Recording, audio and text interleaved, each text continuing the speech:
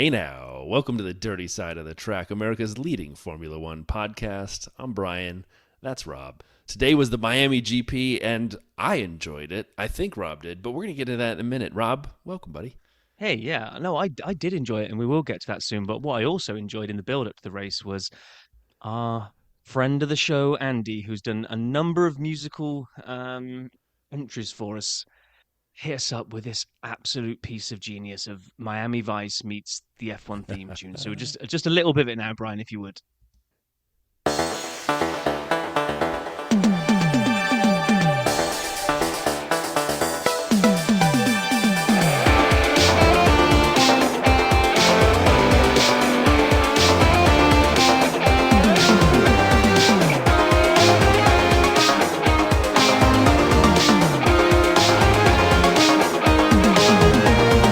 Amazing. That's Thank you, Andy. Andy, we'll play the full bit on the way out, and if you haven't seen our video of it, which, by the way, I liked the video when I put the video I'm on surprised top of you the like the video because you did it, Brian, but okay. But thank Andy, you. That is amazing. That awesome is, audio.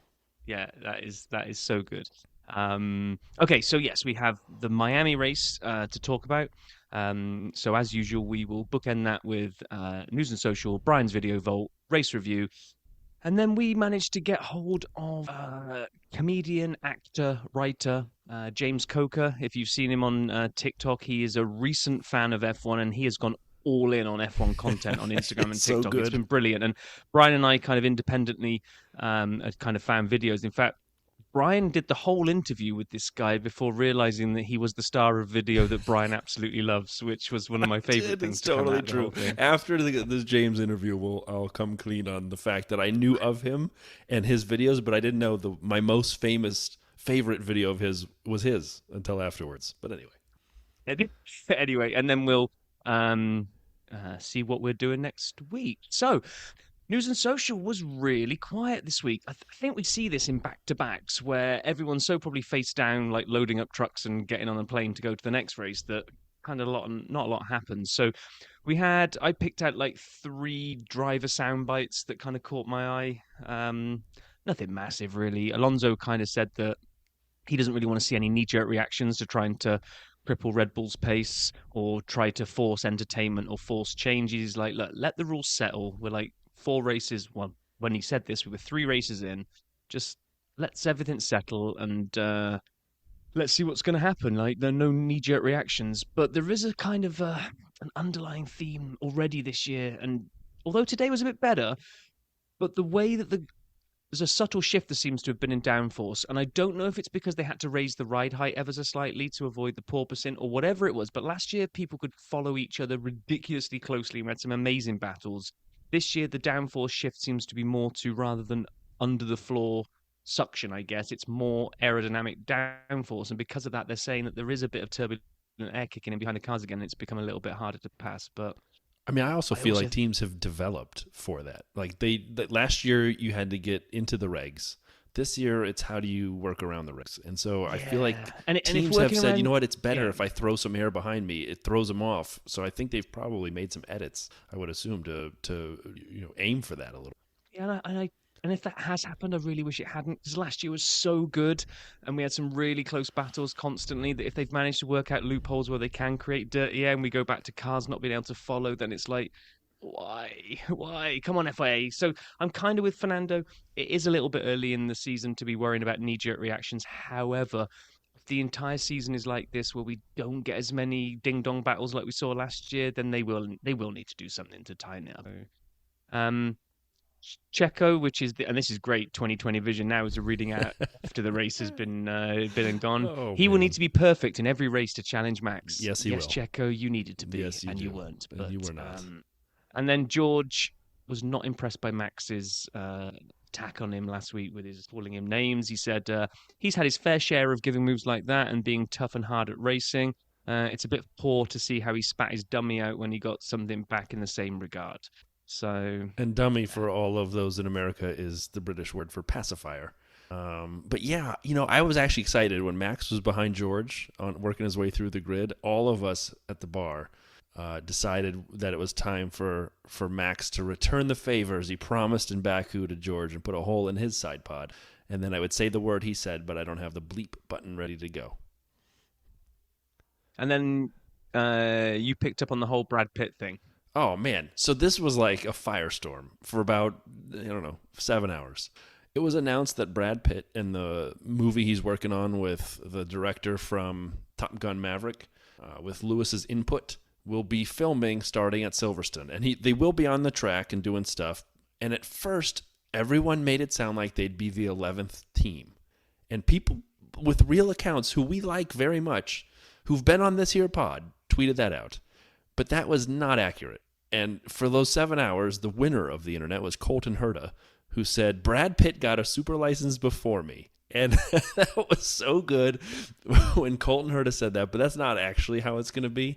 But they did develop cameras. Mercedes developed a car. They will be out in a Formula One type car racing with little cameras all over the place like they did for Top Gun Maverick. I can't wait for this movie. I mean, I can't wait. I've got a little bit of a Rob's rant around all of this. Oh, jeez. So you're getting old, man. You're ranting a lot. I know. I am a grumpy old man now. The whole way this story unfolded is what is just wrong with the human race right now, which is that we have lost all ability to be curious and go find out things for ourselves. We just see a headline and go, oh, yeah, it must be true. Retweet that. And it's like it literally took me about 30 seconds of Googling once I saw this going, Brad Pitt can't really racing in alongside the real drivers. They would never let that happen. And it didn't take any effort whatsoever to hunt down the fact that they're just going to have him out on track so they can get realistic footage for a race film, which makes perfect sense. So it'll actually look authentic, right?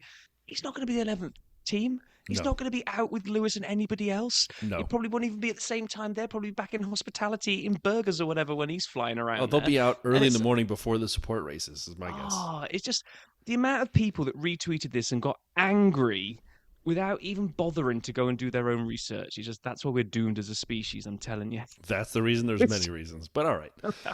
Moving on from that, we also put a poll out this week after Baku. The Sprint Quali Shootout Pirelli hat, the painter's hat, that Rob and I both liked, even though we're obviously in the minority. 62% of you who voted hated it, and 38%, the opposite of 62 and out of 100, liked it.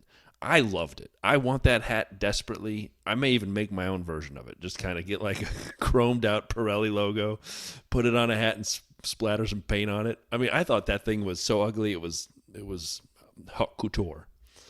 Anyway. Moving on. Let's open up the video vote, Brian. What all right, one more bumper crop this week because all the teams decided to keep us entertained in between a short race week from Baku to Miami. Red Bull first. F1 drivers race mini jet boats with Daniel and Yuki. It's 4 minutes. You got to go watch it. It is really good. I really liked it. Isn't it? Yeah, it's so much fun. It's so much fun. Like this kind of content is what we're here for. And interestingly, no Red Bull drivers were in it on the Red Bull channel, just the reserve driver and the sister team driver. But they were great. Daniel and Yuki. I mean, when you think of guys with personalities on the grid or recently on the grid, those are two. And the two of them together made it fantastic. GQ on the GQ Sports channel, 8 minutes, which is a big investment, but it's also worth it. 10 things F1 driver Logan Sargent can't live without. And in my mind, and I might be completely alone on this, Logan the Sargent is totally growing on me. This kid's growing on me, and his performances are growing on me. He had a little problem today with his front wing and some tires early, but we'll get to that. If you want to watch it, you really should. It's on the GQ Sports channel, 8 minutes. It's worth it. The perfect Miami GP warm-up doesn't exist. Big thanks to the Marlins for hosting us on the Sauber channel. This was Valtteri and Joe out there throwing baseballs. And it's a short. And as of last night, there were only 571 views. So get in early. You know, that's what we do at the Dirty Side. We find the stuff you need to find. But I got a quick comment. And Rob, I know you have a response. But as an American, I'm kind of hurt watching athletes, and they are athletes, who have clearly never thrown a ball in their life, throw a ball. And the way they throw it, the mechanics, everything is so strange to me. And again, we grow up with football and baseball. Not all of us, but a lot of us do here in the States. and I've seen many. I'm going to come back to it again in a minute when they throw footballs at the stadium. Is this common? Like if I went to Europe right now and brought a baseball out, would people throw it elbow first? Like what am I looking at here? Look at it and say, what's that thing you brought with you? It literally doesn't exist outside of the States, Brian. So, like, no one really throws a ball anywhere. And maybe you play cricket and you might throw a ball. There's a lot of cricket fans, but no. I mean, American football is quintessentially American. Baseball is either America or Japanese, maybe. Do they have a big following? Do they play? They have a large baseball in Japan. Other than that, you go to Europe, you're going to be lucky to find anybody that plays ball. So if you said, throw me my phone from across the bar, I'm going to get an elbow first. I hate to say this, but throwing like a girl version. I mean, who cares how it gets thrown? It's, yeah. All right, then. It's a nothing burger, Brian. Well, I'll register my displeasure at the door. Connor Moore had the F1 Team Principals owners sit down with Stefano. It was 2.5 minutes. Connor makes a lot of great ones, and Rob, I don't know if you saw this, but to me, it was all right. It was just okay. It didn't make me spit out my beer. Well, one bit did. I love the bit where they go in on the fact that Gunther is always on the phone to Gene. So that part, when it went there, that was good. The rest of it was just kind of felt like a bit of a rehash of he just wanted to roll out the impressions of the team principals, which, by the way, I mean, his Christian Horner is brilliant. They're all brilliant. But like you say, there wasn't really anything amazing in there, but Gunther on the phone to Gene, that was good. Then I found one. I found a video this week, Brian, to throw into the vault. Look at you. And it was a Baku-themed video, which was actually more entertaining than the race. I think I've pulled this guy up before, but it's the Moving Bricks channel. This guy or girl recreates races using stop-motion Lego, but puts the real audio over the top of it. It's very short. Highlights of Baku, of which there weren't that many, but actually watching it in stop motion Lego made it look like it was a much better race than it really was. So that's sad to say, but true. One from the Haas channel, Pietro Fittipaldi's Guide to Miami. It's just under 3 minutes. Again, we are here for you. As of last night, 833 views. Not 1,000, just 833. Get in there. Pietro is great on camera. We've seen him in the F1 paddock and doing a lot of F1 Live and a lot of their F1 TV channel. But there was literally just one question for him about Miami. It was basically him reading the teleprompter about the race. He grew up in Miami. I would have liked Pietro's take on more than like a couple restaurants. It could have been more, but you're welcome to check it out. 2 from the McLaren channel. Lando Norris answers Google's most searched questions. Worth it, not great. I love Lando. He's very transparent, but it was okay. The one, though, you want to watch. Lando Norris and Oscar Piastri take the lie detector test with this little fake lie detector thing where you put your fingers in it. It's 8 minutes. You have to watch it because the two of them, Lando is transparent, as I just said before on the most Googled question thing. But there's a question that Oscar asks Lando, and it is just brutal, the answer. I'm not going to give it away because I want you to watch it. 8 minutes. Lando Norris and Oscar take on the lie detector test. Rob, have you seen this one yet or no? No, I haven't. No. You got to go watch it. You'll know exactly what I'm talking about when it happens. And the last one, as I promised, Sky Sports F1, nearly 5 minutes. The NFL obstacle course battle. Leclerc versus Sainz and Albon versus Sargent. It was great. It could have been so much more. They only showed. Does Sky Sports have one camera? I don't know what the budget is for Sky Sports F1, but they only showed one side of the course going at a time. They went together, like they played against each other. You only got one at a time. Like no one had a cell phone to record the other half. And then Crofty got involved, and he ran the course. And boy, he's really in shape. And anyway, I enjoyed it. I think you all will too. There's a couple that came out within the last couple hours that'll be on next week. A Ray-Ban one. Yeah, that's right. I'm finding the depths for you people. And then a Haas one around Pictionary. So look forward to those and a couple more next week. But that was the Video Vault. And you've got to get a sound effect for it. I'm telling you, this is going to spawn off to have its own dedicated episode structure. I can tell I'm you. working on it. Right, so that kind of saw us come into race week, and it was just great to be looking forward to a race that we pretty much hoping that even if it was a complete dud, it had to be better than Baku. Low bar, baby. Low bar. And things were looking interesting right from the beginning, although some of this doesn't really pan out when we get to race day, but the track was really greasy. We'd had, it had been underwater for years because of the recent bad weather, so there was no grip there whatsoever. And then it went underwater. Yeah. And people were going off all over the place. I mean, we had FP1, people were kind of find their feet. Not really a lot happened, but the Mercs went out like right at the end and put in 2 absolute barnstorming laps, and everyone was like, "Ooh, Mercedes are back." I'm like, no, the track is just evolving literally by the second. So whoever goes last is probably going to get the fastest time. FP2, not a lot happened other than Charles's really weird crash, which now looking back at it in hindsight kind of looks like it starts setting the scene for an entire weekend of being a complete cluster. Beep, because the guy just didn't seem to know how to drive around the track. And I know the back end sort of weirdly snapped out, but it just seemed like there was forever for him to do something. He just sort of like, I think he was thinking about the next piano riff he was going to be playing as he was going towards the wall. MIA 23. I was like, it was just a really weird crash. And I thought it was just me at first, but then kind of went on the Twitterverse and like everyone was going, "What just happened? Why didn't Charles steer or brake or do anything?" I mean, I understand he locked up, but can't you get off the brakes and try when you're at lower speeds to turn out of that? And then they said, well, maybe he realized that he had a new floor, so he wanted to save it by just ruining the wing instead. So he kept it straight for a reason. I'm like, no, maybe. I don't think so. Like people were like, nah. But then, like, as FP3 came around on Saturday morning and people are starting to push it a little bit more, we saw the same thing again. Track evolving. Every run seemed to be faster than one before. And the commentators were kind of saying, I think they were asking Jenson Button, does this make it really hard to get your setup right for the race? And Jenson was like, well, yes, because you have no idea. If you come into the pits and make a little tweak and go out and you're faster, you're like, oh, yeah, that tweak worked. Did it? Or is just because the track is so much evolving, like you probably go out in reverse the next lap and be faster because it's just evolving so much. And we had so many drivers have like a twitchy bum moment where they kind of almost lost it. We had lots of twitches. Lando lost it at the same place as Charles, except he steered out of it. He turned left and avoided the wall. See, he hasn't got a piano career, you see, so he wasn't. He doesn't have a new floor. That McLaren had nothing to lose. Then we go into quali Saturday afternoon. Hulk in Q1 with the Miami drift. I don't know if you remember this, but he came around a corner towards the back of the track, and he had one of the best drifts I've seen in a long time. And he narrowly avoided the wall. We spent a lot of time debating, did he actually hit the wall or not? But man, that was amazing. And then Lewis decided to go at the end of the straight on the outside of K-Mag, even though K-Mag wasn't at the corner yet.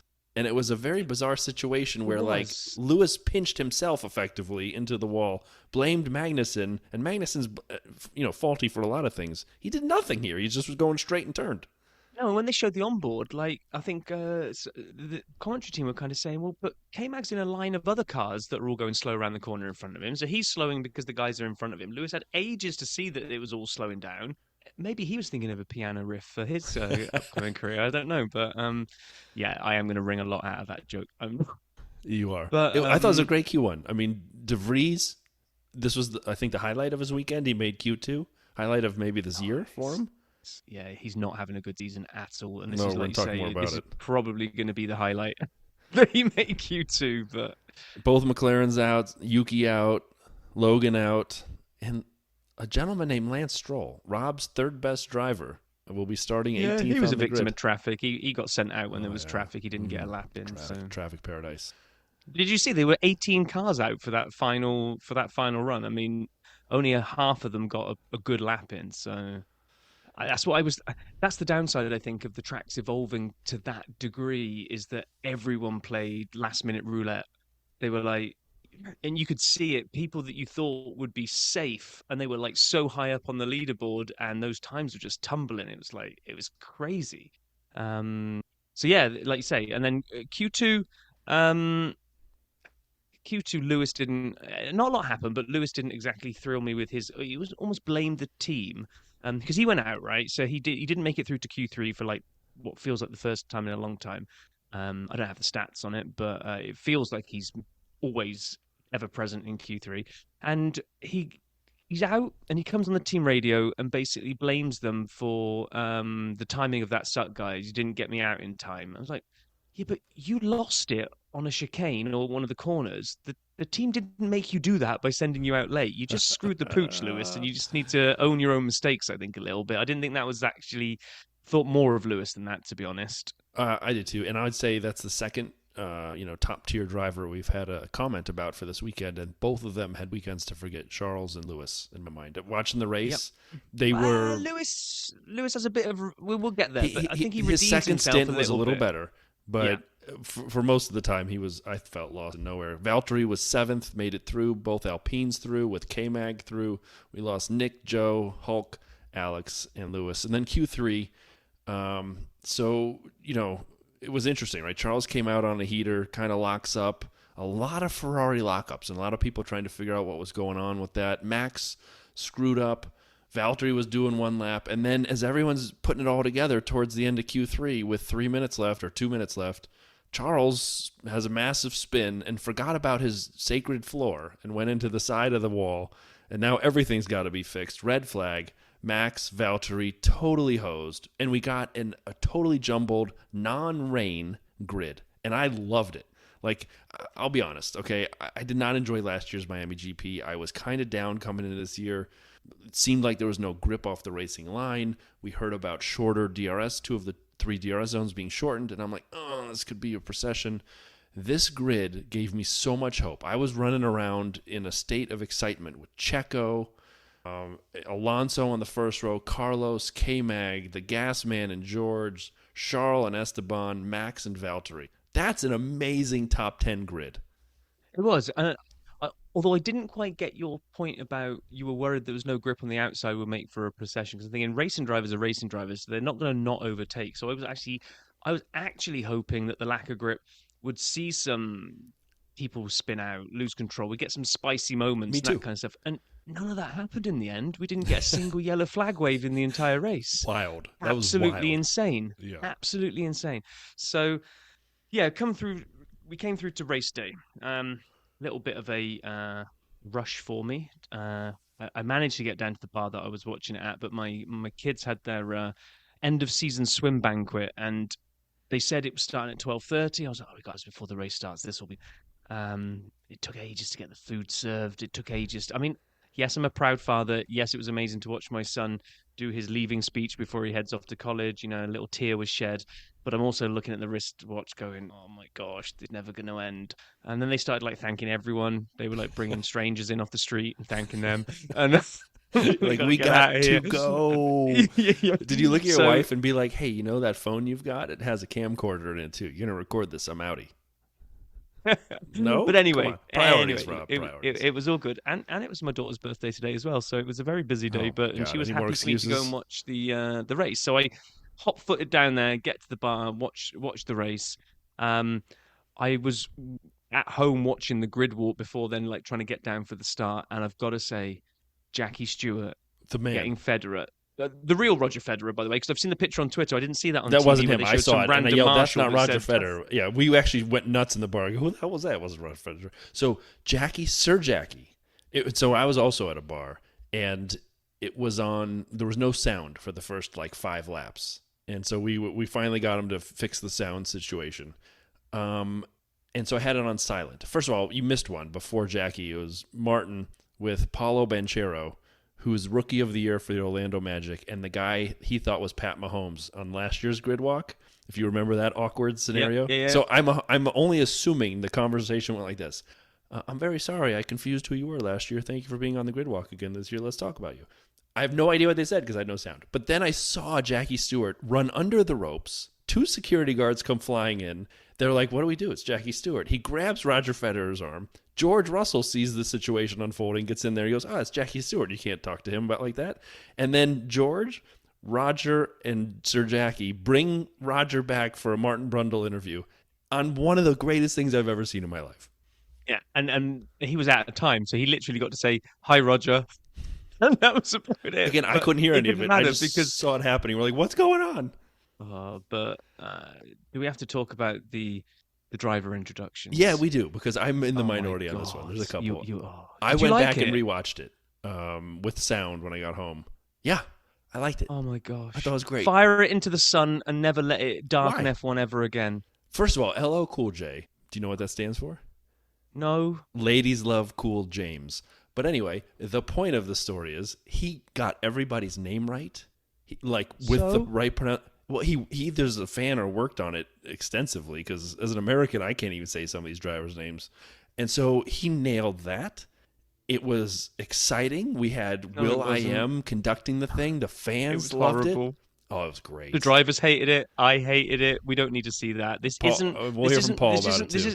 This isn't the boxers walk down to the ring. It's Miami did such a good job of being so much better than last year, and maybe dialing back a little bit of the overtop, and then they dropped this, and it was just. And I know I'm in the minority. Do that ever again? I'm in the minority, but if you told me we could do introductions or screw around with a sprint race weekend format like we did in Baku. Those two aren't connected. Don't throw that in there. They are. If you told me we could do introductions or we could blow up all the cars with grenades, I mean, don't do two totally unrelated things. We're going to make the shootout, sprint quality shootout, was just for entertainment purposes, just like the introductions. I'd rather spend 10 minutes on introductions. I wouldn't. I'd rather not impact the race as opposed to having some bunk BS. No, you're linking two completely randomly things together just because you enjoyed an absolute car crash of introductions. Oh, it's great. LL, don't listen to Rob. It was amazing, my man. It's horrible. Never do it again. Mama said knock you out. I'm there. Moving on to the race. Yes, thankfully, once the atrocity of the intros was over, we could get to the race. It was horrible. Great start from Checo.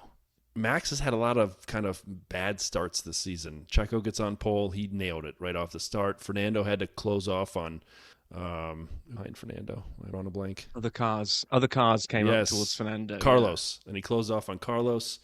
And then in the back right corner, all of a sudden you saw some smoke and a collision, and it was our man Nick DeVries trying real hard not to be this year's Latifi, but boy, oh boy, it's getting worse every week. He went right into the back of Lando. Yeah. Just right into Lando. If I'm Lando, I'm like, what is happening? My season's bad enough. Can't you leave me alone? Yeah, I know. And then, and it was a great start from Checo, but then he just didn't seem to capitalize on it. And you got this deep, dark sense of foreboding as Max is slicing through the field that you're like... He did not pull away from Fernando.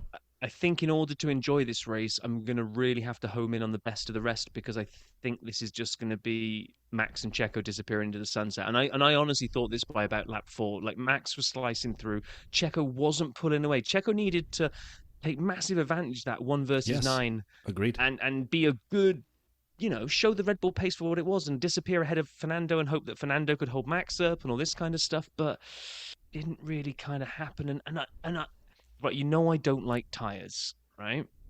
Now, I'm aware. I don't mind tyres. There was more strategy, more interest to them. But again, we're seeing a bit of a theme this year where we just seem to be getting hard and medium. Maybe someone throws a soft on to get fastest lap, but I'm just like, people just seem to be going into tyre management mode right from the beginning, because almost every race is becoming a one-stop at the moment, which is rubbish. I agree. You couldn't have said that any better. And we saw it in Baku with people running till the end of the race on their set of tires and taking their mandatory pit stop on the last lap and taking out photographers. I was so desperate. For some tire strategy to be interesting. I went back and looked. We had 3 teams where both drivers were on the same tire strategy, meaning they started on the same compound. And the only thing interesting was that we had the McLarens on the softs, because I'm assuming someone at McLaren's like, what do we have to lose? You know what you lost? Nothing. You finished last. But so they were on the softs. We had the Ferraris both on mediums, and we had the Williams on mediums. But 7 teams had a split strategy. I cannot remember the last time we saw that many teams on a split strategy. And all we really learned from the entirety of the race was it was better to start on hard and then go to medium. That's basically all we learned. If you start on medium, went to hard, it was worse. That's it. One stop, everybody went one stop. And that was the approach. If you went hard to medium, you were in better shape. And Max did that. He, like you said, by lap 4, we saw that Checo was not pulling away from Fernando. We were in the bar begging him to extend that lead. It was 2-3 seconds. That was it. Never went beyond that. Should have been 15 by the time we saw him took a pit. It wasn't. Yeah. And I'm like, what is happening? This is not good. And you're right. And actually, the first 15 laps were kind of, if you wanted to see the complete juxtaposition of Max versus Charles, like last year's apparently 2 title contenders, and Charles just has not brought it this year at all. Oh my God. In 15 laps, we watched Max slice his way through from 9th to 2nd and go on the hunt for Checo. In 15 laps, we watched Leclerc stink the place out. He was still arguing. He spent more time fighting with K-Mag more than 15 laps. Oh my God. It was unbelievable. In an engine which is apparently just the customer bought one. I mean, he just couldn't get past. Hey, I'm like, what is going on? What am I watching here? Where Leclerc in a Ferrari cannot get past K-Mag. And it wasn't DRS train, right? Actually, another Rob's rant was coming on here. At some point, the commentator said, "Oh, we're getting a bit of a DRS train forming." And I said to the guys in the bar, "I'm like, there are 3 cars at the moment that are within DRS of the one before. One was like Lando right at the back. One was someone up the top. But Leclerc wasn't even in K-Mag's DRS. He was 2.5 seconds behind him. That's not a DRS train. That's just Charles stinking." It was a bad weekend for him, and I know you say Lewis turned it around in the second stint on the tires. I thought it was a bad weekend for Lewis. It was shocking to me what happened. I will say this, though. When Max, let's go back for 10 seconds, on lap 4, when he took K-Mag and Charles at the same time on the main straight, oh, man, chef's kiss. Like, we were in the bar like, oh, my God. I mean, that was a great move because they're both spreading out to block Max, effectively block each other. K-Mag to block Charles to get around K-Mag. And then the next thing you know, Max is like, I'll go up to the right. And he just took them all in his rocket ship of a Newey car, and he was gone. But, and I enjoyed it. Leclerc with K-Mag, forget the fact that shouldn't be the battle. But it was, and it lasted forever, and it was really good. I mean, they were going back and forth. Yeah. Yeah, I like I say, I think once I'd kind of let my brain acknowledge that battle for first probably wasn't going to be that exciting, I thought today we saw a lot of good racing, a lot of good, wheel-to-wheel racing from third all the way through to, say, like 15th even, because there was a lot of fluidity. There was a lot. I think lots of people were trying to make the most of the first stint, knowing it was going to be a one-stop and then go again. Agreed. So you had a lot of back and forth. We had a lot of nice overtakes. They weren't all DRS necessarily. We saw some nice lunges up the inside, and then the switch back where someone kind of almost like conceded the first overtake, but then got them back on the next part. There was some real nice racing going on today. I really, really enjoyed what was going on there. But once Max was in second. Now, you and I differ on this one, right? Yeah. You seem to think... Or when we knew it was inevitable. We'll get to that in a second. We had a wide variation in pit stop timing, right? People who started on the mediums had to come in early, and those on the hards went real long. So it was a guessing game on what would happen. But once you realized the hards held up, and you knew that those drivers would come out strong on the mediums, you kind of got a feel for where it would be. Carlos came in early on lap 18 for his pit stop, came in real hot and locked him up, badly. And basically spun the car sideways a little, trying to get under 80 kilometers an hour. And everyone at the bar were like, well, that's 5 seconds coming in. There's no way he was under the speed limit at that line. And we were right. Interestingly, though, in Australia, his 5-second penalty took him from the podium to last. Here, it didn't matter at all. He finished 9 seconds ahead of whomever was behind him, and it didn't matter. He had the penalty. Yeah. It didn't make a difference in the finishing line. And I'm so dumb. Oh, go on. I would say I'm so dumb that he got the penalty, Carlos, for going in too hot on a pit stop. Everyone did a one-stopper. So about 5 laps later, I said, has he pitted yet? Because when is he going to serve that penalty? And I realized... I am stupid. He got the penalty when he pitted. Did he pit yet? Yes, that's what caused the penalty. I'm so dumb. And so everyone who was with me in the bar, thank you for not pointing that out to me live. I realized after the fact on my walk home, I'm like, oh, I'm an idiot. I mean, what it did, I think, we didn't see at the end, is that when maybe with 5 to 6 laps left to go, and Carlos he was catching Alonso at one point, and then I think he just kind of went, what's the point? I'm not going to be able to hold on to it. Get 5 seconds. I won't get 5 seconds ahead of him. So what's the point of pushing it and maybe ruining my tires or spinning out? I've got 9 or 10 behind me to Georgia, whoever it was behind. So I think he just almost settled in for the last 5-6 laps to go, there's no point with the 5 seconds hanging over me. I might as well just kind of coast this thing home. But I felt Fernando was a bit feisty at the beginning, and then I felt like he went in witness protection for quite a while. We didn't really see Fernando for a big chunk. He did, but I feel like Fernando played the long game. Yeah. He said, I know where I have to finish, and I know what I have to do. It's just I have to be ahead of the Mercedes and the Ferraris. And he's like, forget the Red Bulls. They're not my battle. Let them go by as fast as they like, as long as they don't slow my pace. He was not on TV at all. He was in no man's land in third for most of the race. And then when he pitted, he worked his way back up through the pit stops. He was there. I mean, he again, what is this? Every race but one on the podium. And Mercedes must be looking at a customer car, beating them badly all the time, wondering what in the heck is going on. Yeah. Yeah, no, agree. And then I think we got I felt that as soon as Checo um Checo came out, kind of broke the gap down from 17 seconds to 15 seconds, and everybody in the bar was going, "Oh, if he keeps this going on, then he's going to have a decent lead when Max finally pits." And even though when he goes onto the faster mediums, it's going to be a kind of a real kind of humdinger to catch him to the end. And then it just went into stasis. Yeah. It just kind of, Yeah. we didn't break the 15.5. If anything, it started creeping back up to the 17, 18 again, and Max suddenly started finding pace again. It was then, if not earlier for me, that I knew that Max had got this one. Unless we got a safety car or something happening, it just, like you say, the tyre strategy, the sheer pace of Max, the inability for Checo to make hay while the sun shine at the beginning of the race to kind of pull away. I mean, that was a done deal at that point. You know what? In retrospect, you're probably right. I sat, however optimistic, with a bunch of people around me. And when he was those 15 or 16 seconds behind Max in his pit window, so we said, all right, Max is going to pit, come out behind Checo. Maybe he'll be behind Fernando, which he wasn't. And it never tightened up. And we're like, we literally spent a solid 10 minutes debating whether Checo was managing his tires. So we'd have some leftover tire to battle Max with. We're like, he's managing his tires. He knows he's not going to be any further ahead. He'd rather have tires to battle Max. It wasn't even a battle. Max passed him in a lap and a half. Yeah. And it was done. And that was with, Max pitted on lap 45. 12 laps left. He had Checo in less than 2 laps. The race was done with 10 laps left for first place. It wasn't even close after that. And I got up. I said, excuse me, I got to use the bathroom. And they're like, this race is all going. I'm like, no, it's done. And came back and nothing changed. Yeah, and that's I even when Max went into the pits, I said, I think Checo can hold him off. Johnny Optimist over here, glass half full. Or again, I'm an idiot. I thought he could. And I recognize older hard tires versus newer mediums on lower fuel. When the track's been rubbered in, it was a recipe for Max to just blast off in the future. I had hope until the pit stop, Max's pit stop, which you'd already given up, and I'd already given up at that point. Yeah. The only bit that gave me any kind of like optimism, which I swear they do this on purpose, just to try to keep us viewers like hooked as if something might happen, was when they put that little message out about how Red Bull had fueled expecting safety cars.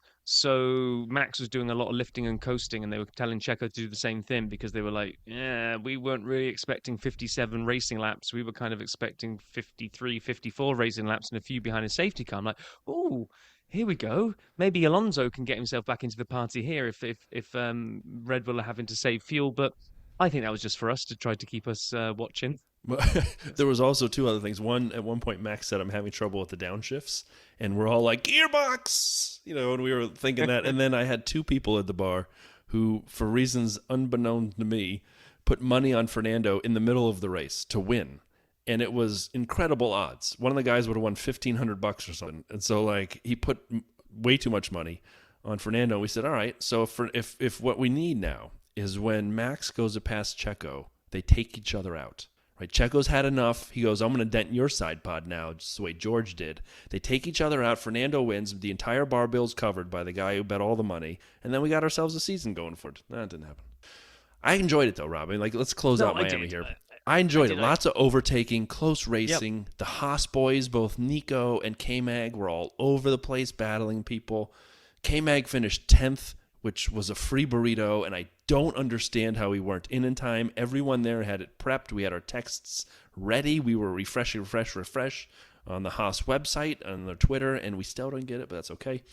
Alonso, it was fascinating to watch him. He whizzed past Carlos on lap 27 and then never looked back.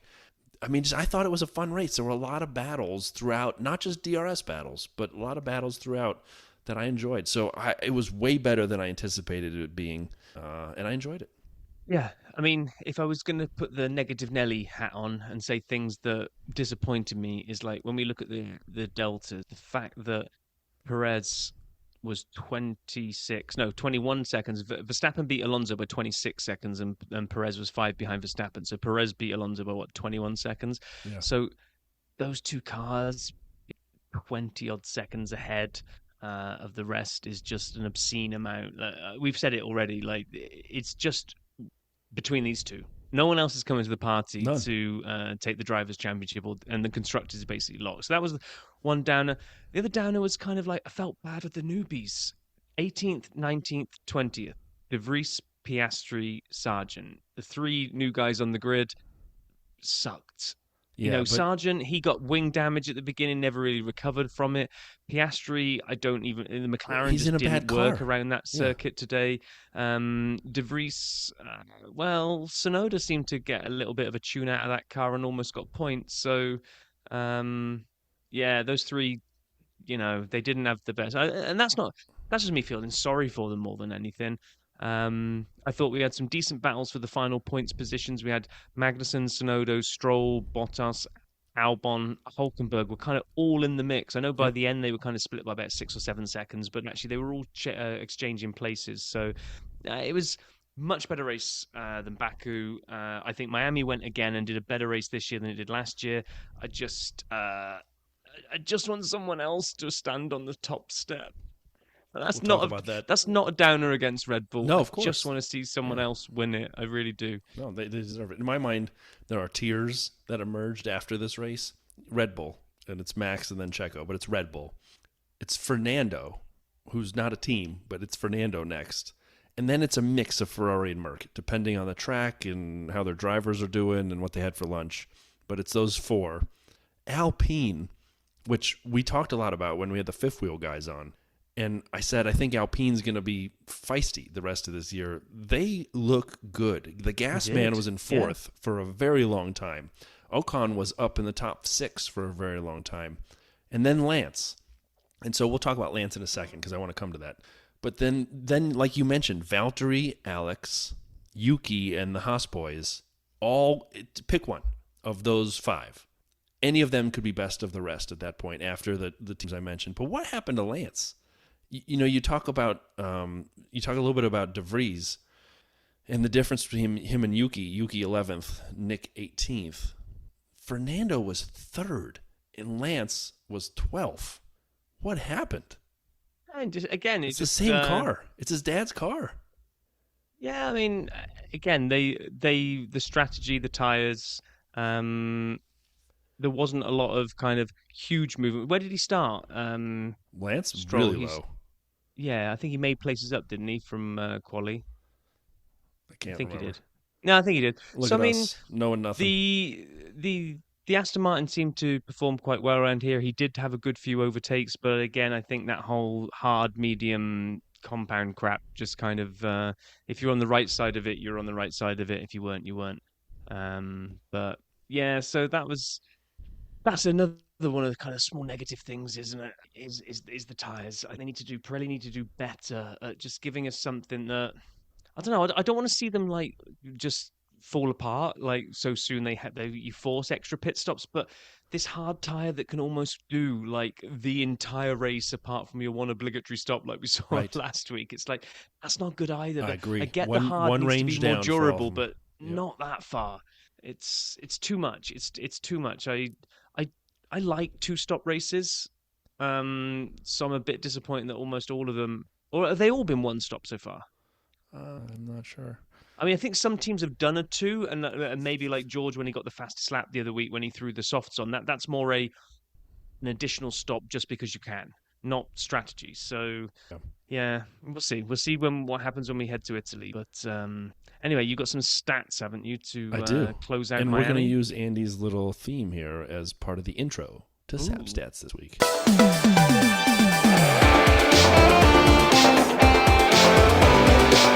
SAP Stats, Miami GP edition. All right, so we had no yellow flags, not even a single waved yellow. And the question came out about an hour ago for virtual stat man Sean Kelly, 100% finish rate, 100% uninterrupted race. Have we ever had that before? And he said he cannot remember another time this has happened. So it was not a confirmation, but at least it was an acknowledgement that with no yellows and all finishers, and only 2 people off the lead lap, this was a very clean and tidy race, which I don't think anyone anticipated going in.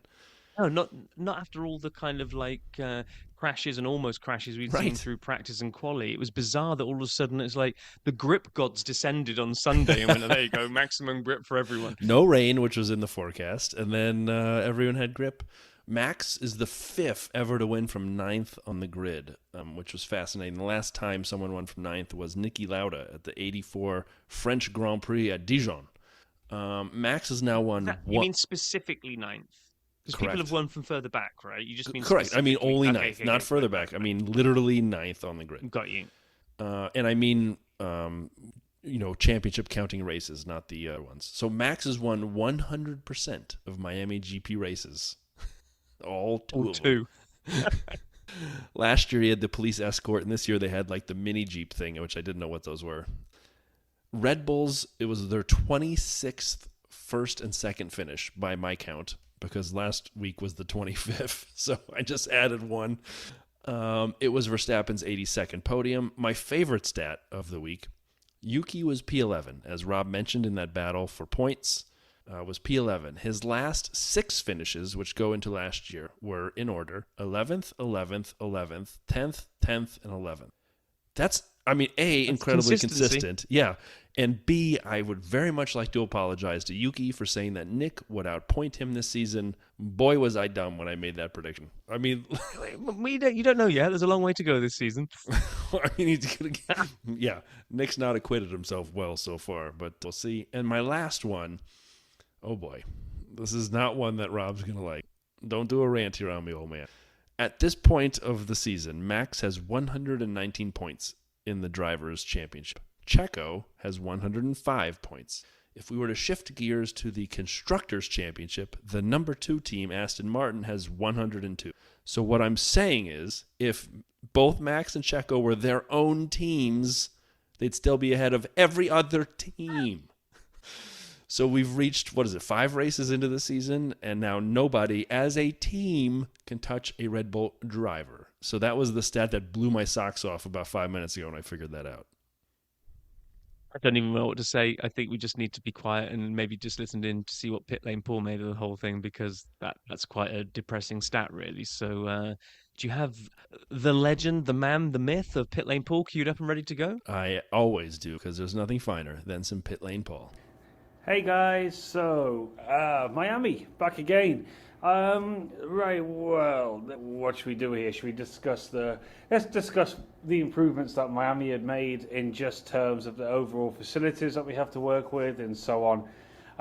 This year we had all of our, let's say, corporate hospitality suites on the pitch of the stadium, which was pretty cool. And the paddock was changed, meaning that there wasn't the, let's say, the cramping of people that we had last year. So I will say, first of all, huge points to Miami for doing that. I think it was a big improvement. And I have to give credit. It was a completely different experience to what we had last year. And I will say I will be happy to come back next year, which 12 months ago you wouldn't have heard me say. So yeah, fair play. If someone's going to make things better, then fair play. And then rolling straight on with better, it was definitely a better race than Baku. I mean, for me, I don't know, I still think, the tyre strategy is boring, isn't it? Let's face it. So we'll ignore Friday because they're non-existent. Saturday qualifying was pretty hit and miss. Some cars in very weird positions, Lewis out. And then obviously Charles, who had sort of quite a weird weekend, really, for a guy who...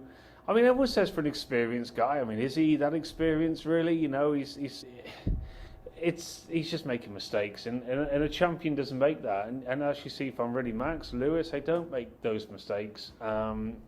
Qualifying 3, we'll go straight to that because that was really, where Leclerc had his big influence.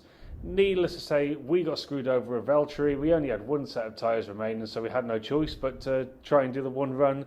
And actually, we were sort of hoping, to maybe dropping even around P4. It wasn't out of the question. Looking at where Haas were, looking at where Alpine were, the pace in a car over a single lap was good. So it was a missed opportunity for sure there with us. But that's racing. You accept that. You move on. Max also had similar problems. So, we sort of look forward to the race.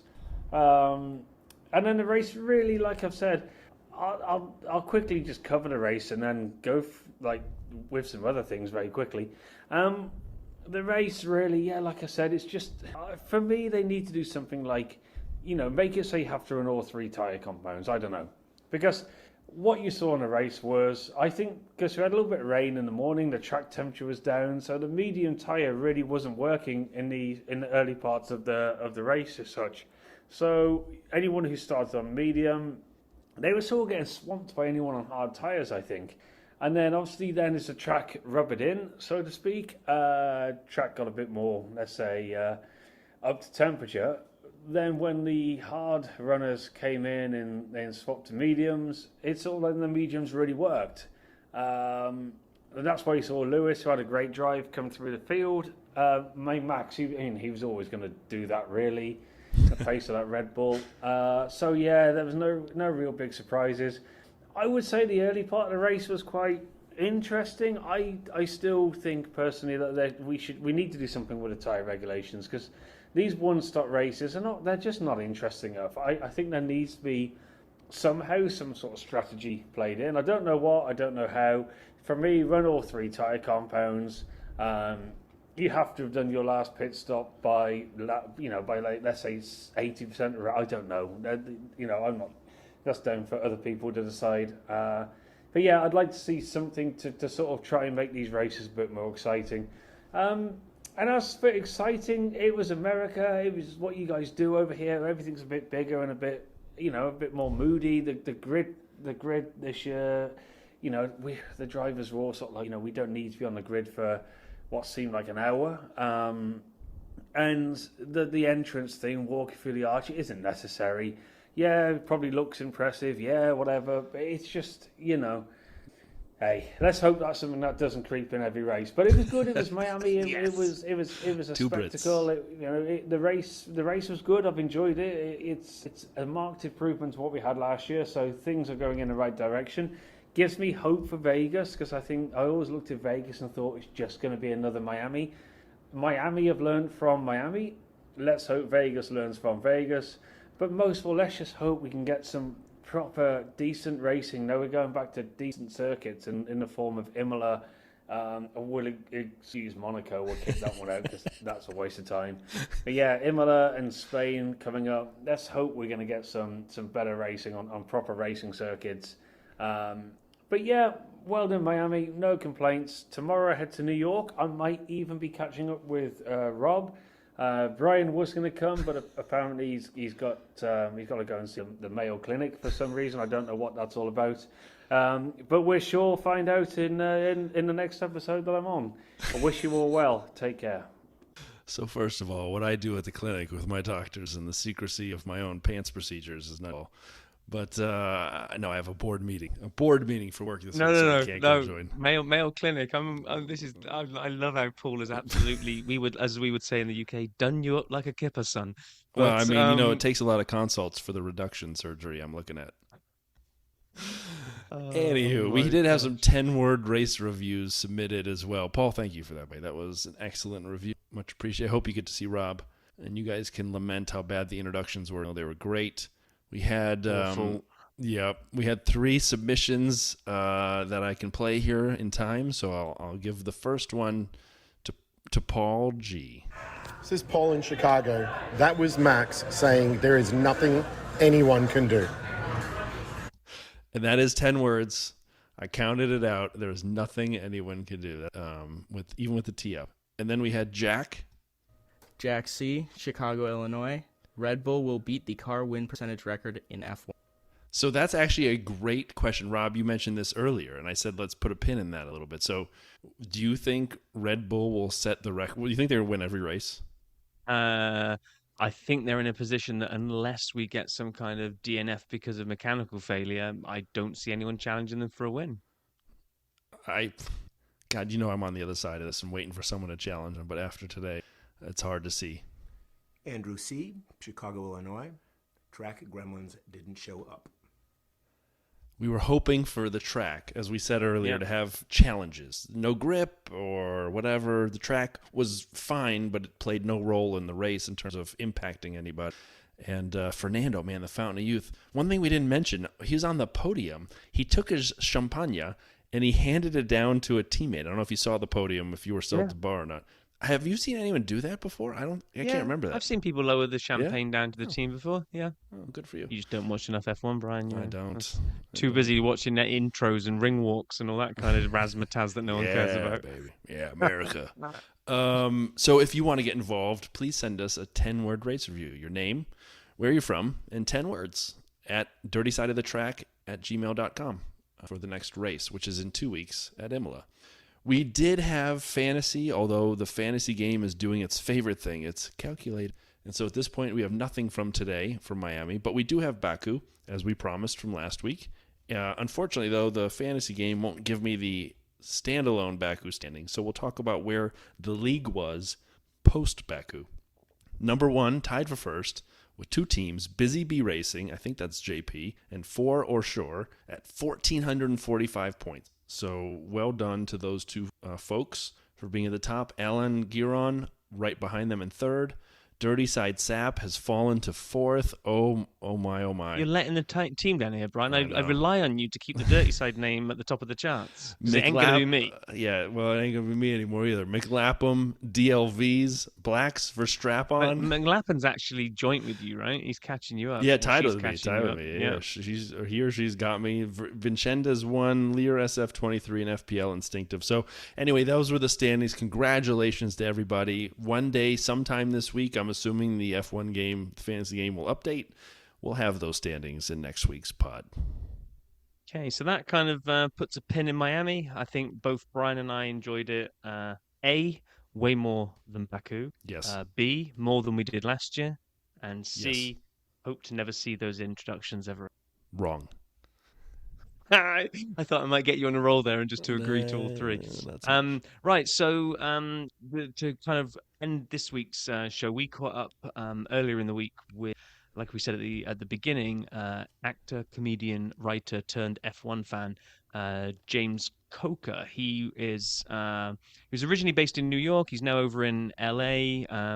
He's had a whole bunch of various different appearances on various different TV shows. If you go and IMDb him, you will kind of find him across Mythic Quest, American Horror Stories, Reasonable Doubt, 30 Rock, Unbreakable Kimmy Schmidt, and many others. But really, his hot takes on F1 through the medium of humor is where both Brian and I found him on Instagram, where he has done. I don't want to give too much away because you'll hear it as we spoke to him, but one of the big ones that he did that drew in a lot of people's his F1 drivers, Mario Kart characters, and the one that Brian. Well, I'll save that for afterwards. You're going to save it for afterwards, are you? Okay, so on that note, then let's listen to how we got on catching up with James Coker. Box. Okay, this week we have another guest coming onto the dirty side. Another one that I have shamelessly stalked on social media. I really have no shame these days. I find someone, like their content, and then message them and usually mention Valtteri's name as a way to maybe entice them on. This week, I've managed to hunt down and persuade actor-comedian James Coker to come on. So welcome to the Dirty Side, James. Howdy, y'all. Rob, Brian, it's a real treat to be here. I listened to y'all's most recent episode doing the recap of what happened in Baku. I feel like I know you. I feel like I'm hanging out with a combination of like my best friends and also celebrities. So I'm a little starstruck. This is a real treat.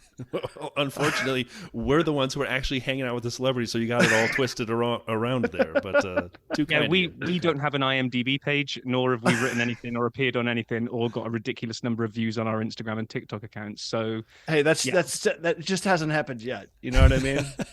It's just like a real privilege to be on the leading US based Formula One podcasts.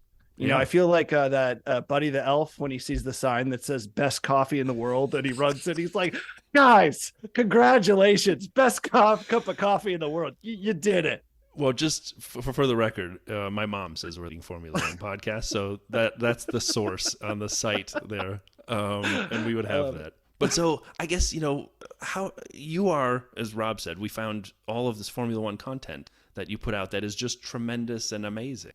Thank you so much. And it's all very recent.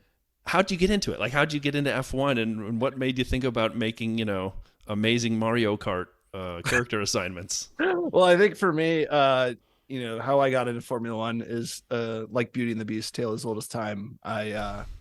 It was from Drive to Survive. There's nothing super interesting. My wife and I started watching it about 3 months ago, so I'm very, very new and into it. We binged 5 seasons in about 6 weeks. And I never had any friends or family members that were into the sport. And as you know, like the exposure in the United States, like wasn't really there when we were growing up. No. And, so, I had no frame of reference. And so, after watching Drive to Survive, my wife and I sort of got hooked. And this is a little lame, but I refused to read any Formula One news until I had finished Drive to Survive because I didn't want any spoilers. I like the completionist aspect of you. That's like, I'm going to get all the way through this and then I'll open my aperture to other things. 100%. Like the first race I ever watched was the Australian Grand Prix like a month ago. And I started, and I don't know if can I curse here? I can say no. You can, but we try to keep it clean. I fell butt backwards into making Formula One content because my wife and I were, messing around in the car and sort of doing like the radio chatter, like the comm stuff, like where she'd be the engineer and I'd be the driver, and I was like, oh, this is kind of funny. Like film. How about you film me driving, and we'll see if we can do anything with it. And that was like one video that I put out, and it blew up, and people really loved it. And I was like, okay, I have more footage from that drive, so let me make another one. And then I made another one, and both kept doing really well. And I'm like, wow, it seems like people are really hungry for Formula One comedy content. So I was like, what else can I do? And so I started thinking of like, I can take like BuzzFeed like lists that we used to see like 10 years ago, like listicles type stuff, and make like video versions of it. And it's never been so easy for me to get engagement with content because people just seem to be really hungry for it. I mean, can I just say that when you're driving around talking on the radio with your wife and the second version of it, I don't know if I've ever laughed that hard. This is brilliant. Like, it is thanks so much. Relatable, hilarious. Rob sent it to me. I hadn't seen it yet. He sent me the first one, and I'm like, oh my God, this is the greatest thing I think I've ever seen. I think that's effectively what I wrote back to him on Instagram. Yeah. It's a lot of fun. And I think it's sort of like, there was like a Venn diagram because it wasn't just Formula One humor. It's also like couples and marriage humor. So it was intersectional in a way. Yeah, because we were talking just before we started recording. Like I randomly found you a while back without even and then not really connecting the dots. It was when I'd kind of seen the Mario Kart listings. I was like, this guy's familiar, and I don't know why. And you'd done a great skit about like just basically taking down kids' books, which was hilarious. I mean, one of them I think was comparing a fish character to Snitches Get Stitches, and I think it was the bee. The bees was the pyramid scheme one. Yeah, it was like a multi-level marketing scheme. Like I was like trying to find scandal in children's books when there wasn't any. Like I think the first one I did was there's a character named Busy Bear who has a whole series of books, and it was called Busy Bear Let's Get to Work, and it was about Busy Bear working on a construction site. And I made up that the book was actually about Busy Bear being a union busting scab trying to destroy a union work site. And it was polarizing, but people were into it. The thing I noticed then was that obviously with the background in comedy, and I guess being out in the public eye, what I noticed about some of your F1 content you've put out is you are, I don't know, it's just a personality trait, but it's waters off a duck's back to the comments section, right? Because you've thrown yourself out there as a relatively new F1 content creator. You admit that you've been, you've known it for 5 minutes, and F1 can be really bad for gatekeeping and deciding, well, you can't possibly be talking about this because you don't know what you're on about. And you're so polite when someone calls you out. That's not how you pronounce this name. That's not how you say that. Oh, what do you know? You're like, oh, thanks. Noted, point taken. I'm like, how do you stay that? A, why do you bother replying? And B, when you do, how do you keep your cool? I think more than anything, what I'm trying to do with the Formula One content, I'm not just trying to like put out videos and get the dopamine hit of the likes in the comments. Like, I do like the idea of like fostering a community like that, which is why I try to follow as many other Formula One content creators as I can. It doesn't matter if like you have 50,000 followers or 100. Like, I want to see what other people are bringing to the conversation, and I also like, I consider myself like a pretty nice guy. I try to be pretty positive, and I've also been like very transparent that like I'm very new to the sport. I don't know a lot about it. Often when I'm talking, I don't know what I'm saying, and I am getting annihilated in the comments for the pronunciations of some of the names. Like when I pronounce, if I say it wrong now, when I pronounce Esteban Ocon's name Ocon, I got devastated. And when I pronounce Valtteri Bottas's name Botass, I got destroyed. And I deserve it. Yeah, I mean, you're in good company. I mean, because that is exactly the way Brian said Botas. And we made a joke about it. That was our icebreaker when we spoke to Valtteri. So if you haven't listened to that episode, go back and listen, because I threw Brian under the bus massively. You did Valtteri. run me over all the wheels. So like, James, as an F1 fan, as we all are, I'll just say this quickly. When we had Valtteri on, which, by the way, just since we do this every time we talk about Valtteri. This is Valtteri Bottas, and you're listening to the dirty side of the track. It's mandated I play that. Amazing. It's actually in the contract. I'm sorry. But so then the screen comes up, and Valtteri comes into the Zoom box, and we start the thing, and Rob, mentions the fact, how do you, there's a discussion on our side how you pronounce your last name, and we thought that was it, and we'd start the recording, and Valtteri goes, well, how do you pronounce it? And I'm like, oh, and so he asked Rob, and Rob nails it. Rob, nail it for us here.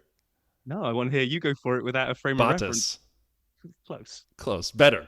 So I can't the Midwestern guy in me, even though I've lived all over the U.S., I can't say it correctly, and so I hear you. He called me out as we started the interview. One of the 20 F1 drivers on the grid basically made fun of me before we even started the interview, but that's all right. Rob, can we hear you say it? Oh yeah, it's definitely Botas. No,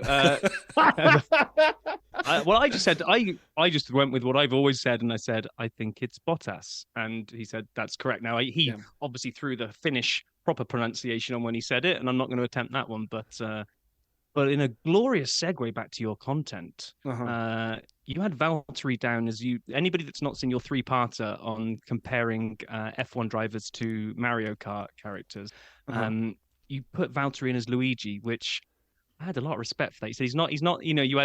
You threw in Lewis as Mario, and you said, "Oh no, he's not his teammate anymore." But I got to give Valtteri Luigi, and I was like, "Yes, you do."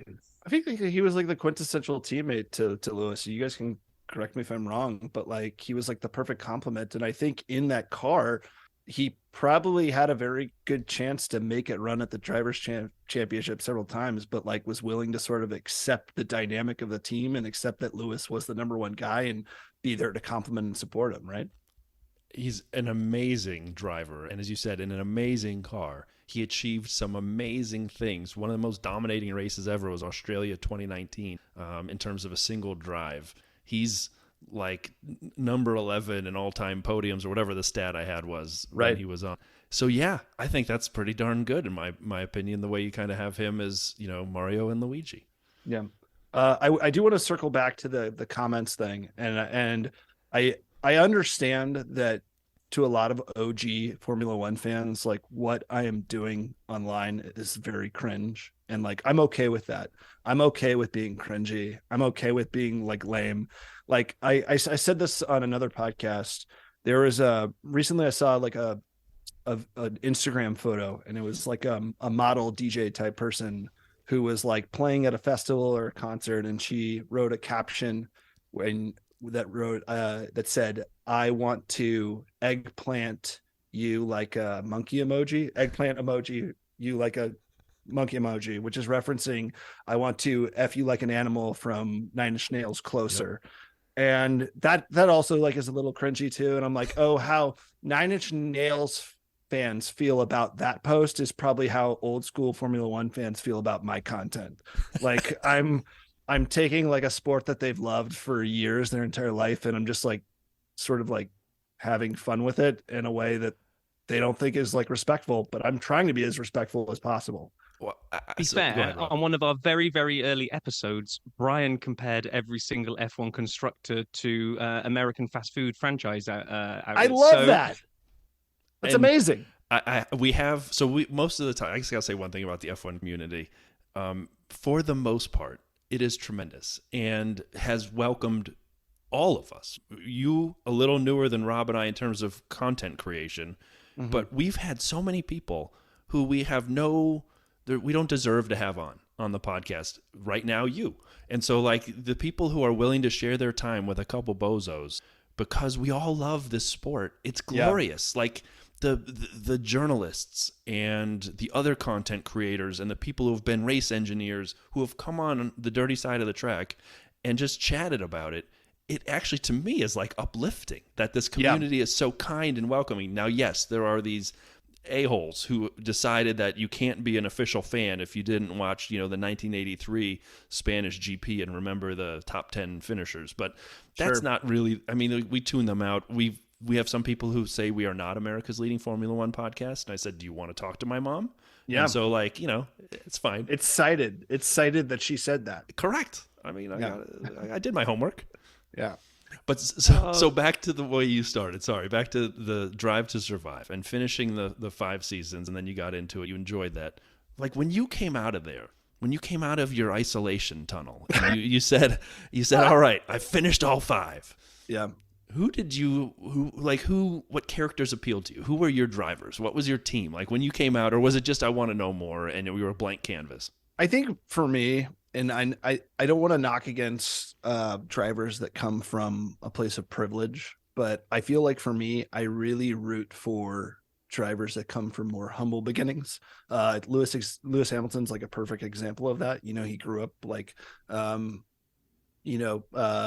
say like, is it middle class? Maybe at best. At best, yeah.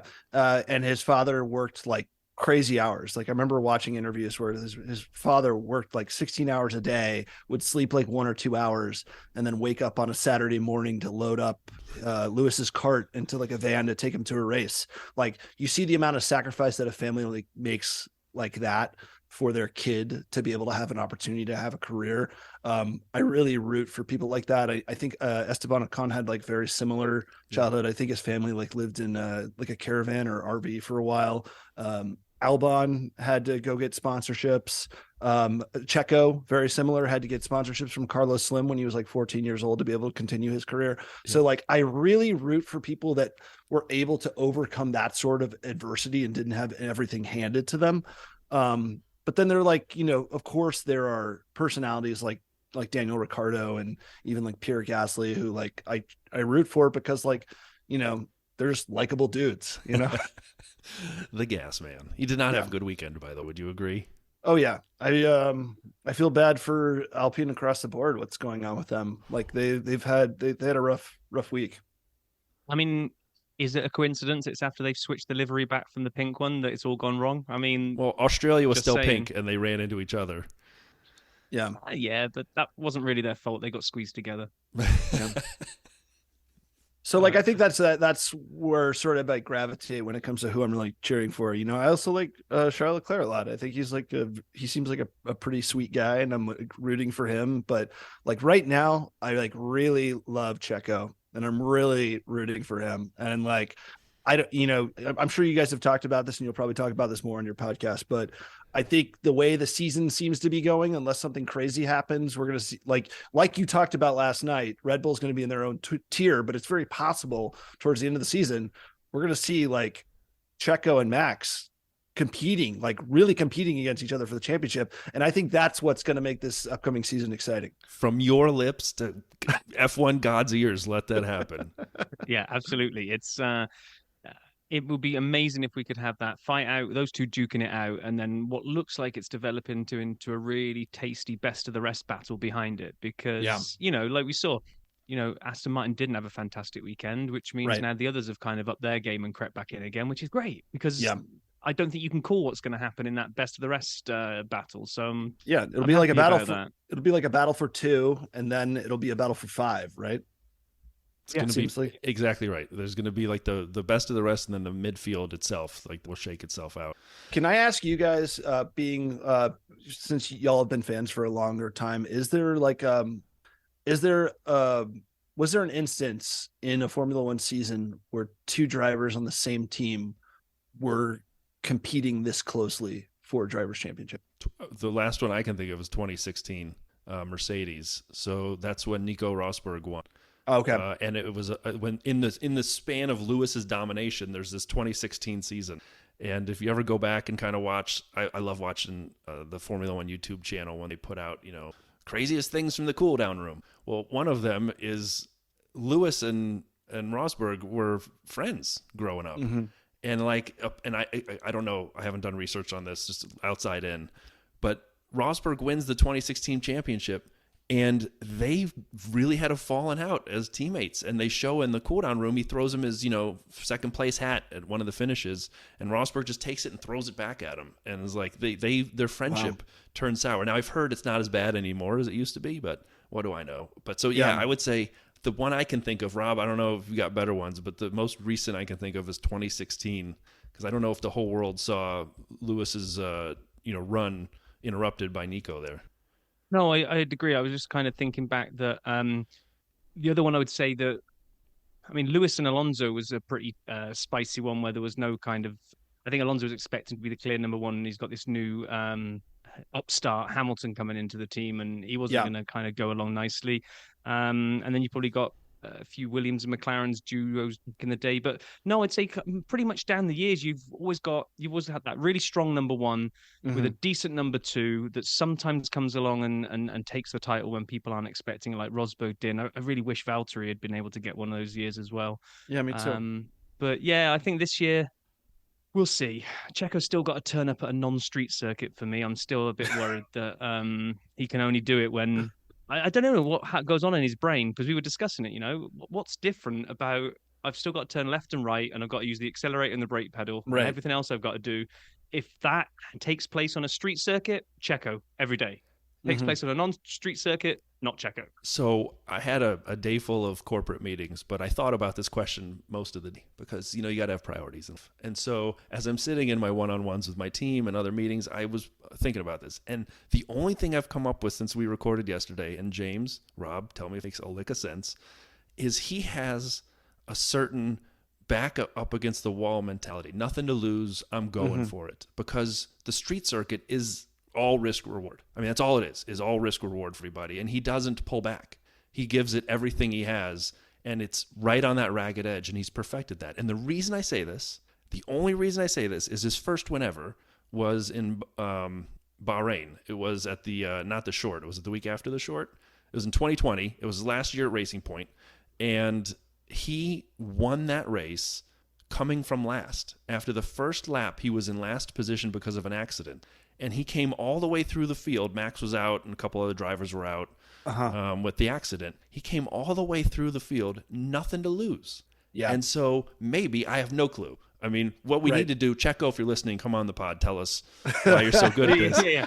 But I'm now kind of feeling that when Checo's in a street circuit, he's full on Hulk, and when he's at a regular circuit, he's just Banner.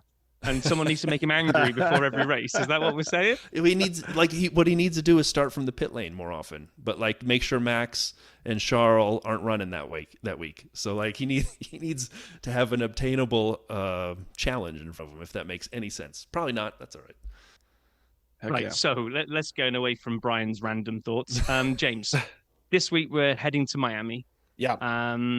I didn't think last year was too bad. Brian didn't like it, but you're going in fresh to this unless you've gone back and rewatched last year's Miami Grand Prix. What are you looking forward to about Miami this week?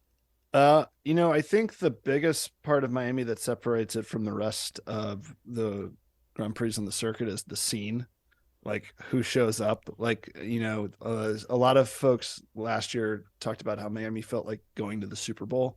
So I'm interested to sort of see all of the events that happen around the actual race and how that might affect the focus of the drivers going into it. That's what I'm looking forward to the most. I feel like I don't have a good handle on the sport enough to make race predictions, but that's sort of what I'm looking forward to. Well, that might be fun to force you to do one then if you don't feel the Well, if you listen, so you said you listened to the yesterday's pod, so you'd have heard the race review from our roving reporter Pitlane Paul, who actually works for Valtteri. He's fantastic to us, but he said that the grid walk in Miami last year was just insanely dangerous. They just basically, they must have been running around going, "You're a VAP, here's a ticket, here's a ticket, here's a ticket." It's just like, oh wow, so many people were flooded onto the grid. And I don't know.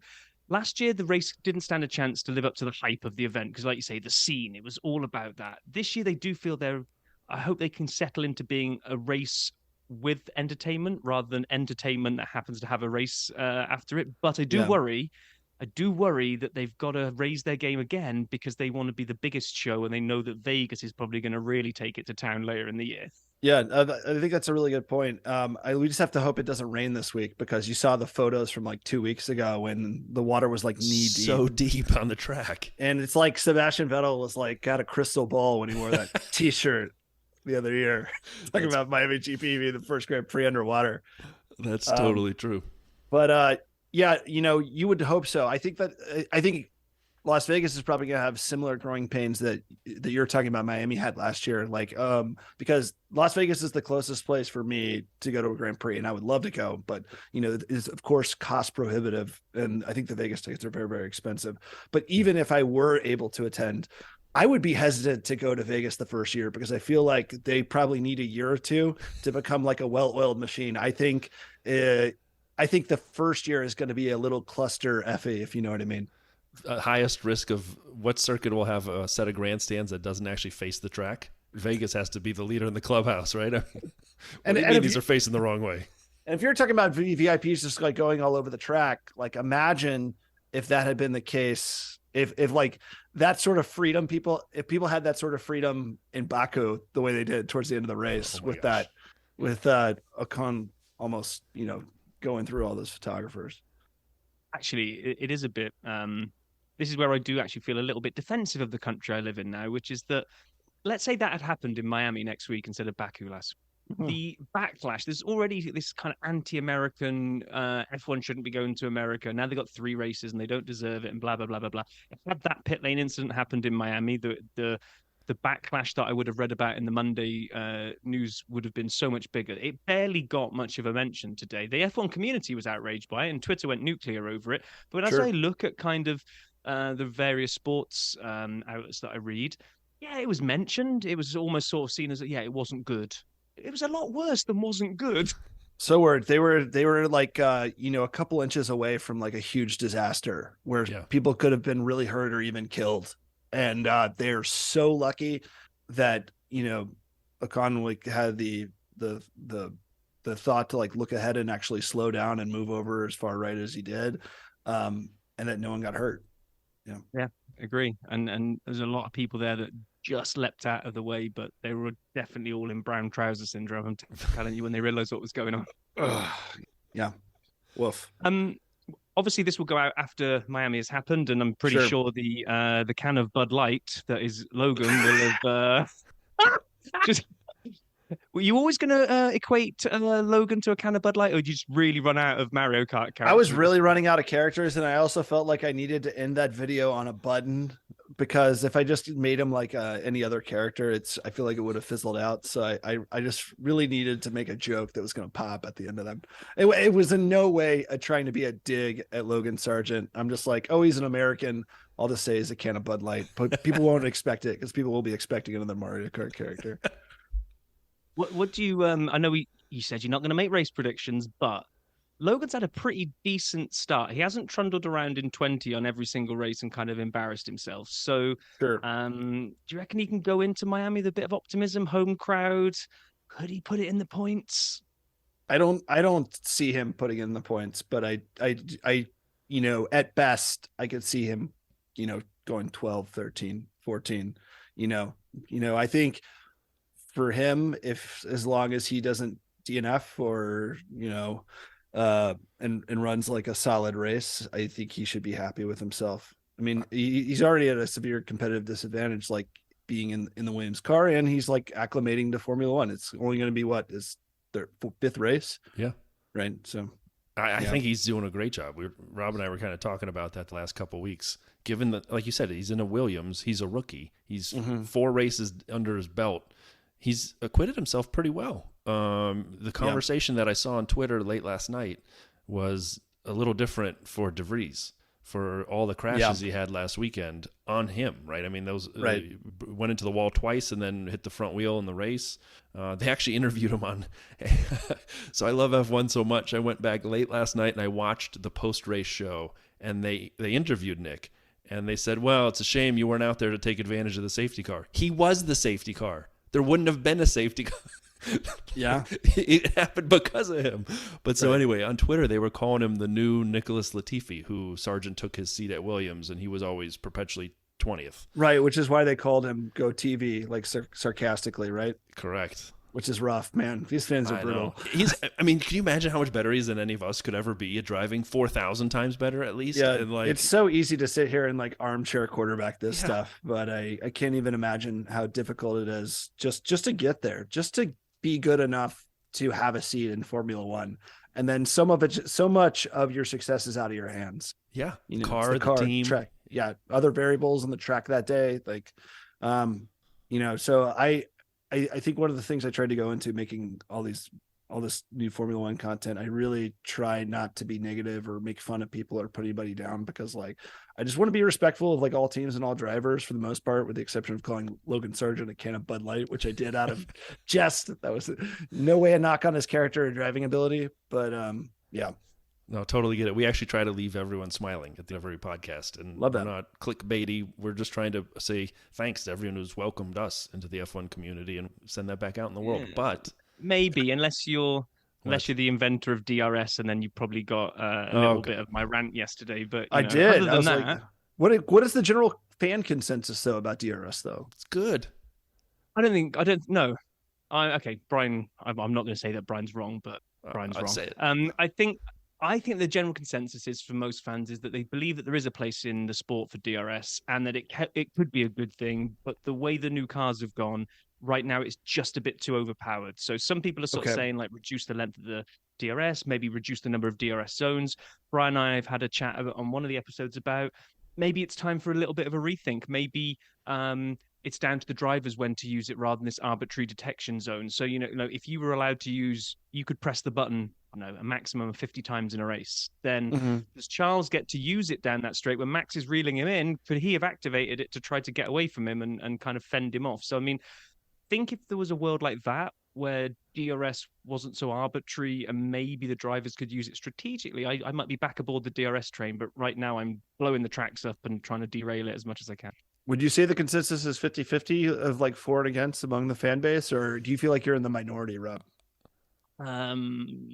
I don't know. Brian is going to say that I'm in the minority. I think majority agree that the current implementation of DRS is broken right now. Whether or not they agree with me that you should get rid of it, I'm probably in the minority, but I think people would say its current implementation could do with some tweaking. Are you? Okay. So I think you're looking at finer points.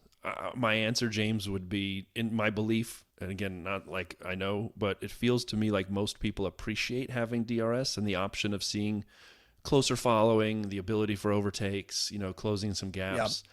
Could it be done better? I think most people would also say yes. So I think that's sort of a twofold answer. I think at the macro level, I think most fans would say, yeah, it's a good thing. But then I think also at the micro level, most fans would say it could be done better. But I don't know if they'd all go quite as crazy as Rob did.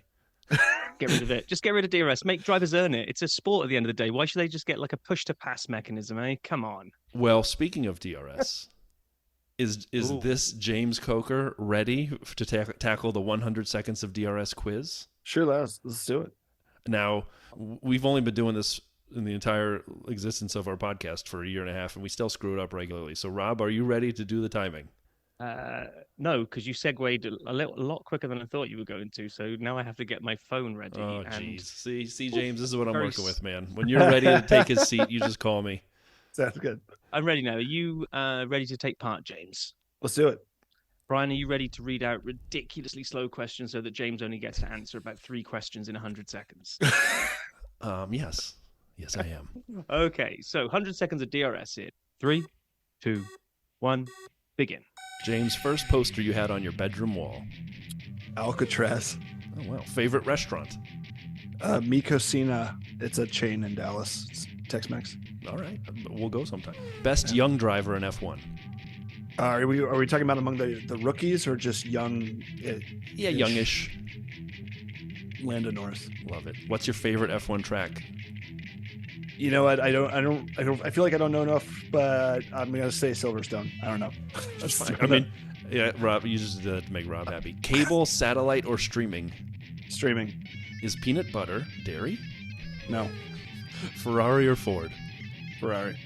Mario or Luigi? Mario. Is it pronounced GIF or GIF? The person who came up with it says it's GIF or GIF. It says it's GIF. So I'm going to say GIF. Well, they're wrong. New Year's Eve, big deal or nothing burger? I got married on New Year's Eve, so I used to say nothing burger, but now it's a big deal. That's amazing. What's of the current cars? What's your favorite paint scheme livery on any of the cars now? I mean, I liked the Alpine when it was all pink, but now I don't know. I'd have to go back and look. Fill in the blank. F1 in America is fun. I don't know. Sleep in or up early? Sleep in. Best thing to do on a rainy day? Go doom scroll. I don't know. So now a question for you. DRS, good or bad? Good. Yes. And that's time. I do want to revisit Brian's ability to ask what should have been, what's your favorite livery, to what's your favorite paint scheme or livery. Well, as an American, we don't always call it liveries here. So yeah, that's true. I wanted to make sure that I didn't only Do you call use it livery? livery. Do you call it livery then? Is that what it is? It is a limerick. I don't know what was happening in my brain. I froze. I do think it's weird that Ferrari abandoned sort of the cherry red, though. They went to like a darker red the last few years, which I feel like is a huge departure sort of from their iconic color scheme, which we could talk forever about. The one that they always tease that they never actually do, and they kind of did a token gesture where they did like one part of the bodywork last year is a tribute to the yellow. There was like a bright yellow Ferrari back in the day. And, that's fun. And I just wish they just run it once. Come on, just give us a yellow Ferrari once. No, it's like when you see a yellow fire truck, you just get excited, you know? Totally. Huh? That is true, actually. I was going to say when we first moved in here, I didn't believe I'd get as excited about seeing a yellow bus. It's a bus, it's yellow. Why does that really matter? But yeah, it's a big deal. School buses are a big deal. Oh, yeah. Oh, man. So you said you don't know enough about the sport to make a prediction. Before we let you go now, because it's been great fun having you on, I am going to make you do it. So podium for Miami. Let's do it. I think we're going to see Max number 1. I think we're going to see Checo number 2, and I think we're going to see probably Fernando number 3. Like, I mean, I know it's not like a really interesting prediction, but I think we're going to see more of that during the course of the season, but I could be wrong. Rob, you put James on the spot. Rob, what do you have for Miami? Since this will air after the race, so we will either look brilliant or not so much. Oh, yeah, I forgot we were going to be putting this right after the Miami review. Oh, God, this is bad. It's kind of semi-streetish, so I'm going to slightly flip it and say Checo, Max, Fernando. Oh, see, I'm going to go slightly different, and I'm going to go Logan Sargent. No, I'm just kidding. I'm going to go Max, Checo, and then I'm going to go Charles. Oh, I like that. Ferrari is back, baby. I just hope it's not a lonely drive like the one he just had. He said it was the loneliest race of his life. He's had a couple of those this year where he's like, we joke, he's in witness protection. You just don't see him. There's no one around him in the front or the back, and he's kind of just tootling around. At least it was up top this time. Yeah. When it happened in, I think it was Saudi Arabia, he was really in the middle, like 9th. Yeah. I also really appreciated how we came to the same conclusions about what they should do with the sprint format. Because I made a video like 3 hours after the sprint, being like, "What do you guys think they should do with the sprint format?" And I also pitched that it should be a separate championship, like an FA Cup or a League Cup, and that they should incorporate reserve drivers or a third driver into it. And if you're like someone like Max who doesn't want to do it, they don't have to. I think it'd make it really interesting. And I loved that you guys came to the same conclusion. Great minds think alike. Yeah, 100%. It was really Rob, but more of that. So I'll let you two, bro out on that one. But if people aren't following you, James, at this James Coker, they need to be. Thank you so much. It's tremendous. And, just the fact that you have accomplished so much in the entertainment world and would actually take a break to chat with us about F1 is silly to us, but we appreciate it so very much. Y'all, I had not a lot going on today. I picked some arugula from my garden. I made a salad for my wife, and I I've just been sitting here twiddling my thumbs with bated breath to talk to y'all. So this was a real treat. I mean, thanks, James. I mean, I was kind of hoping, I was supposed to have a late lunch with Tom Cruise, but I turned in Daz to be with you guys. But the fact that we were the backup to arugula, then I'll take it. I'll take it. I will say that we had some aphids on the arugula, so I had to go through each leaf and like wash and clean it off. So I was kind of busy. Yeah, labor intensive. Well, thank you very much for joining us. This was a real treat. And as I said, if you're not following James, you should be, because the content is this. So, James, thank you so much for joining, man. Thanks for having me. And I'm looking forward to listening to more of y'all's podcasts. Y'all are great. So, as we said, thank you, James, for joining us. That was unbelievably amazing. We've now had Hollywood celebrities on the pod. I think we're done. I think we've hit every drivers, champions, journalists, engineers, communications directors. I mean, we've had everybody telling us amazing stories. But James, you made me laugh the whole time, my friend. Thank you for that. And Rob's right. He teed it up in the beginning. I knew like the Mario Kart ones and all these other ones you'd done. What I didn't know, and thanks for calling me out, Rob, one of my favorite reels of all time, was when there's a gentleman who looks like James driving, and his wife is on the radio telling him when to box or where they're going or what's happening on the road, and they're trying to overtake cars. We could take the Subaru. And I loved this video. Like, I think I wrote back, like, this is the greatest thing I've ever seen. I forgot that was James Coker until after the fact. I'm like, oh my God, in addition to all of the things I know him for, he also did my favorite thing, which I forgot was his. So, mea culpa to James for not calling that out during the interview, because I forgot it was you. But it was, I mean, it is Chef's Kiss. And it's part 2 in particular is the one that I love the most. Yeah, I mean, I would, like we mentioned in the interview, check him out on TikTok and Instagram. He's got some great content. In fact, a lot of his content that is even not F1 related is funny as well. So, it was a good time. So, next week we are not 100% sure. We think we might have, I'll say a guest, but a guest which is more a friend of the show might be making another appearance on the pod. We've got to kind of tie those details down. We know for sure we'll definitely have a preview of Imola, because that will be what will be coming up after next week. But other than that, it's still a little sketchy at this point, right, Brian? Well, I have a dream of what will be weekend if we can make it happen.